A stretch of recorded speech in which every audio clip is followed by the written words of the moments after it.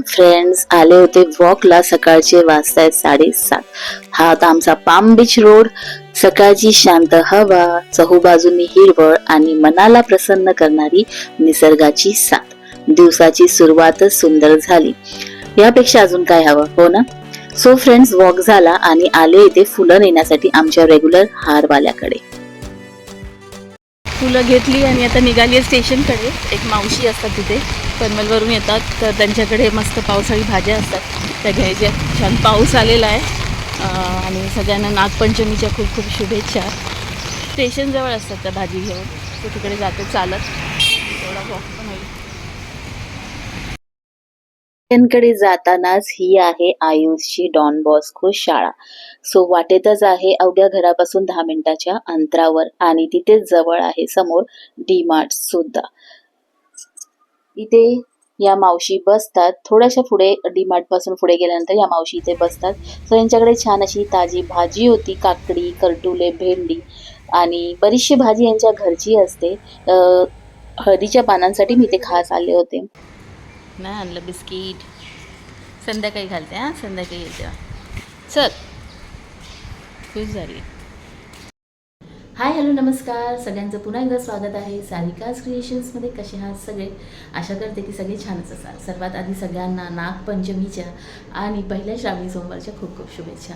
So walk करून आले. येताना भाजी आणली. खाली एक शॉप आहे, सो तिथून काही भाजी घेतलेली आहे आणि गेले होते स्टेशनला त्या मावशींकडे स्पेशली हळदींची पानं आणण्यासाठी.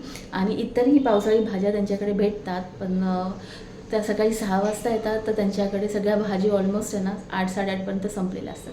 सो मी जाईपर्यंत पालेभाजी म्हणजे जी पावसाळी भाजी असते ती रानभाजी ती काही भेटली नाही. शेवग्याचा जो पाला असतो तोही संपलेला होता. आणि घ्यायची होती अळूची पानं. पातळ अळूची भाजी करायची आहे. अळूचं फतफतं कोणाला माहिती ते कमेंटमध्ये सांगा. आणि बनवायची आहेत आज पातोळ्या, नागपंचमी असल्यामुळे, तर त्याची रेसिपीसुद्धा मी तुमच्यासोबत शेअर करेन. तर व्हिडिओ शेवटपर्यंत नक्की बघा.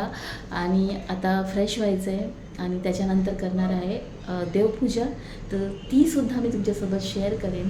आणि बरीच कामं आहेत. सो आजचा हा डेली रुटीन जो आहे तुमच्यासोबत शेअर करत आहे.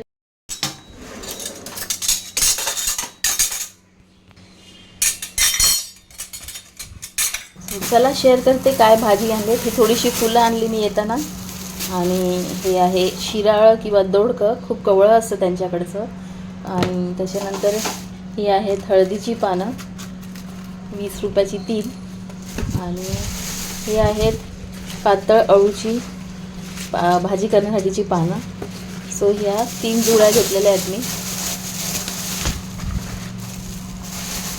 आणि हे घेतलेत हे करटुले.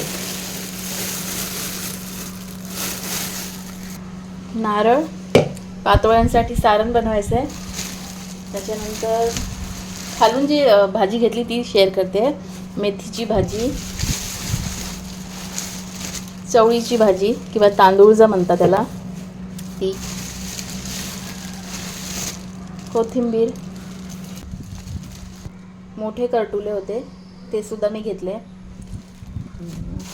त्याच्यानंतर इथे आहे गाजर, काकडी, लिंबू आणि हिरव्या मिरच्या. बस एवढंच आणलेलं आहे आज. आणि हा कढीपत्ता.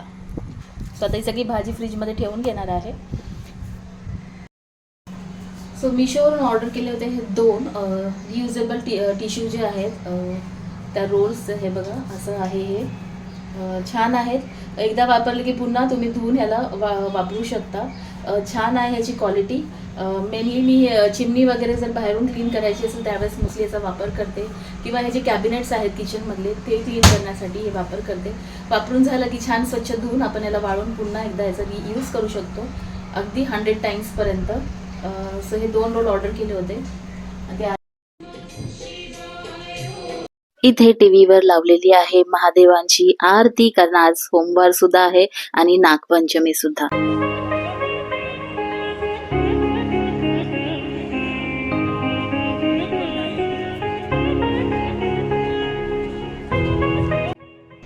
सो छान अशी माझी ही देवपूजा झालेली आहे आजची. कशी वाटली ते नक्की कमेंटमध्ये सांगा.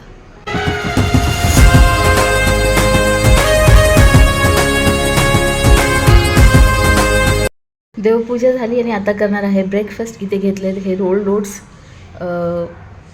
आदल्या रात्री सोप नव्हते केले, भिजवलेले नव्हते, जस्ट डायरेक्टली योगर्टमध्ये मिक्स केले ते. आणि इथे घेतला आहे हा लाल पेरू. सो या सगळेजण नाश्ता करायला.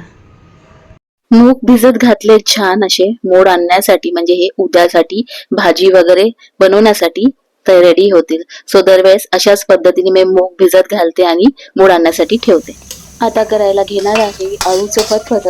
त्यासाठी अळूच्या पानांची देठ मावशीने थोडीच ठेवली होती, पूर्ण देठ हवे होते. सो हे बारीक चिरून घेणार आहे आणि हा अळूच्या जी पानं आहेत त्यांची छान असं बारीक चिरून घेतले मी त्यांना आणि वाटण करणार. खोबरं, लसूण, आलं आणि हिरवी मिरची. आणि हे बघा इथे वाटाण्याचा रस्सा मी शिजत ठेवलेला आहे भाजी. आता कुकरमध्ये हे सगळं एकत्र शिजवून घेणार आहे. सो पहिलं आधी ॲड करणार आहेत ही पानं. डायरेक्ट तेल बिल काही नाही, नंतर आपल्याला फोडणी करायची आहे. सो पहिली पानं ॲड करायची आहे. त्याच्यानंतर सो सगळी म्हणजे कमी पाण्यामध्ये शिजवून घ्यायचं आहे आपल्याला. सगळी पानं आणि देठं एकत्र सगळं मिक्स करून आता ॲड करणार आहे. खूप चविष्ट बनते ही भाजी. नक्की बनवून बघा एकदा. जस्ट वाटण नाही टाकलं तरी चालतं, अशीच फोडणी दिली तरीही खूप टेस्टी बनते. घातले आहेत भिजवलेली चण्याची डाळ आणि भिजवलेले शेंगदाणे आणि कोकमाचा आगळ आंबटपणासाठी, नाहीतर मग खाज येते. आणि ही आहे माझ्याकडची चिंच गुळाची चटणी. सो थोडासा आंबटपणा टाकावाच लागतो आणि थोडंसं पाणी, म्हणजे हे बघा असं दाबल्यानंतर थोडंसं पाणी वर येईल एवढंच पाणी टाकायचं आहे. आणि 3 ते 4 शिट्या करून आपल्याला ही भाजी छान अशी शिजवून घ्यायची आहे. कुकर थंड झाला. हे बघा छान अशी अळूची पानं, आपली डाळ, शेंगदाणा छान शिजलेले मिक्स करून घेऊयात. तर आता आपण ह्याची फोडणी करून घेणार आहोत. वरून नुसतं लसूण आणि मिरचीची फोडणी टाकली ना तरी ही भाजी खूप अप्रतिम लागते. पण आता मी ह्याला वाटण तयार केलेलं आहे. तेलात जिरं आणि ठेचलेला लसूण ऍड करायचा आहे, त्याच्यामुळे ह्या भाजीची चव अजूनच वाढते. सो ठेचलेलं लसूण ऍड केलेलं आहे. खमंग अशी फोडणी करून घ्यायची, आपल्याला परतून घेऊयात. आणि त्याच्यानंतर ऍड करणार आहे थोडीशी हळद. रंग येण्यासाठी नाही टाकली तरी चालते. सो हळदीनंतर जे वाटण होतं, ओलं खोबरं, मिरची, आलं, लसूण, हे वाटण त्याच्यात ऍड करून घेणार आहे. आणि छान हे वाटण परतून द्यायचंय तेल सुटेपर्यंत. वाटण छान परतून झालंय. तर आता जी अळूची पानं आहेत शिजलेली ती सगळी आपण ह्याच्यात टाकून घेणार आहे. छान असं मिक्स करायचंय. आहे तशीच कन्सिस्टन्सी ठेवू शकता किंवा थोडंसं पाणी ऍड करून तुम्हाला पाहिजे तेवढं पातळ तुम्ही करू शकता.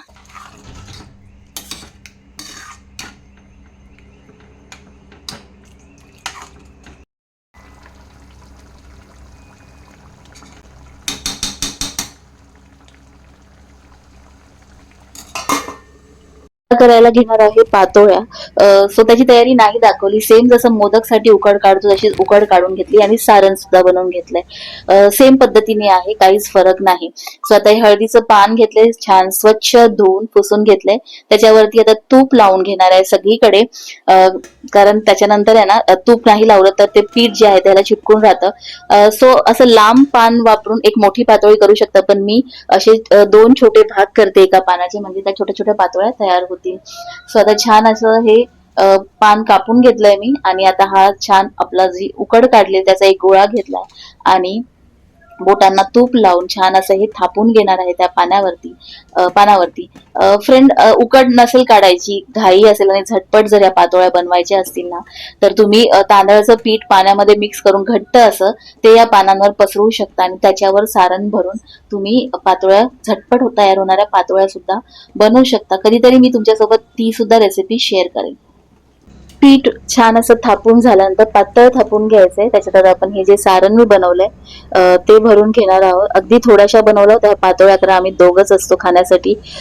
सो जे छान हे सारण बनवून घेणार आहे. अख्खं पान वापरून सुद्धा ही लांब पातोळी तुम्ही बनवू शकता, पण मी 2 भाग केलेत एका पानाचे. आणि छान सारण भरून झाल्यानंतर हाताने दाबून घ्यायचंय आणि त्याच्यानंतर पान फोल्ड करून घ्यायचंय.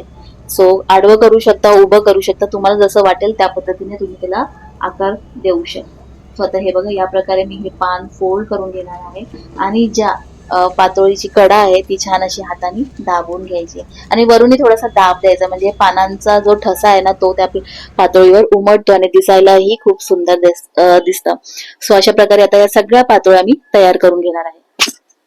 पातोळ्या सगळ्या बनवून घेतल्या आणि आता थोडीशी उकड शिल्लक होती. गणपती बाप्पा येत आहेत, तर YouTubeवर भरपूर असे व्हिडिओज आलेले आहेत. मोदक कसे बनवायचे किंवा सोप्या पद्धतीने मोदकची पारी कशी बनवायची. तर मी सुद्धा एक व्हिडिओ पाहिला होता. हे जे मुदळ आहे त्याचा वापर करून सुंदर अशी पारी कशी तयार करायची. तर म्हटलं चला माझ्याकडे पण ही छोटीशी मुदळ आहे, जास्त मोठी नाहीये. याच्यासाठी मोठी मुदळ पाहिजे.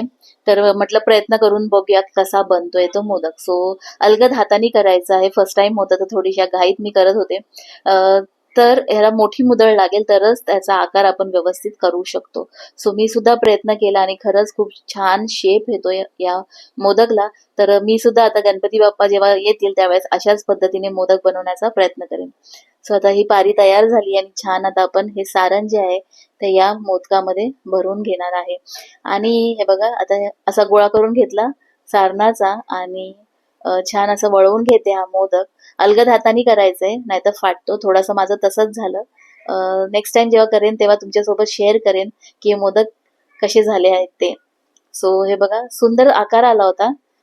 थोडंसं सावकाश करावे लागतील ही आणि छान असा हा मोदकाला आकार आला होता त्या मुदळमुळे. आणि हे बघा किती छान आलेला आहे ना. सो आता तुम्ही पाहिजे तर ह्याला टूथपिकच्या साहाय्याने सुद्धा आकार देऊ शकता. कढईत आधीच मी पाणी छान असं गरम व्हायला ठेवलं होतं. बघा छान अशी वाफ आली आहे. तर आता आपण जे मोदक आणि पातोळ्या बनवल्यात त्या छान अशा वाफवून घेणार आहोत. 2 मोदक बनवले होते. त्यासाठी खाली मी हे हळदीचं पान टाकत आहे आणि थोडंसं तूप लावून घेणार आहे, त्याच्यामुळे मोदक चिटकणार नाही. सो एक हाताने आणि एक मुदळ वापरून मी मोदक तयार केला होता. सो इथे सुद्धा तसंच करत आहे. दुसरा मोदक सुद्धा मी ठेवून घेणार आहे आणि पातोळ्यांना डायरेक्टली असंच ठेवणार आहे कारण ऑलरेडी त्यांना पानं लावलेली आहेत. सो सगळ्या पातोळ्या आता याच्यात छानपैकी वाफवायला ठेवून देणार आहे आणि फक्त 10 ते 15 मिनिटं हे आपल्याला वाफवून घ्यायचं आहे आणि तयार होणारे छान असे आपले हे वाफवलेले चवदार असे मऊ पातोळ्या आणि मोदक. 10 ते 15 मिनिटं झाल्यानंतर तयार झालेत आपले असे गरमागरम मऊ लुसलुशीत पातोळ्या आणि मोदक खाण्यासाठी तयार. देवाला नैवेद्य सुद्धा दाखवून घेणार आहे मी.